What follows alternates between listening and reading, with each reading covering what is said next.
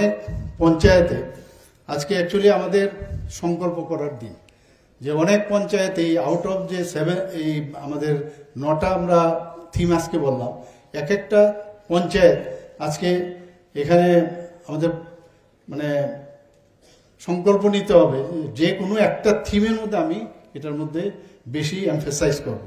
তাহলে দেখা যাবে সবাই যদি এইভাবে এক একটা থিম নিয়ে কাজ করে তো মোটামুটি আমাদের যে 9টা থিম সেটা কিন্তু আলটিমেটলি ফলপ্রসূ হবে। এখানে পঞ্চায়েত ডেভেলপমেন্ট ইন্ডেক্সের কথা বলা হয়েছে। আমরা জানি যে স্কোরগুলো অনেক জায়গার মধ্যে তার অনেকগুলো ক্রাইটেরিয়া আছে, কি কি বিষয়ে আমাদের সেই সেই ইন্ডেক্স স্কোরটা হয়।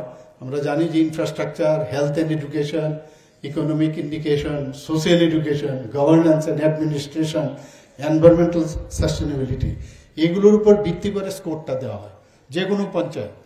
তো তার উপর ভিত্তি করে এখন যদি দেখা যায় কোনো এই থিমগুলোর মধ্যে কোনো জায়গায় কারোর স্কোর কম, সেখানে কিন্তু তার উপর বেশি করে এমফেসাইজ করতে হবে। কাজে আমি খালি পড়ে গেলাম আর আমি আমার এই বিষয়ে আমার নলেজ রইল না যে কোনটাতে আমি উইক, তাহলে লাভের লাভ কিছু হবে। সব কিছু একসাথে করলে হবে না, কোনোটাই কাজের কাজ হবে না।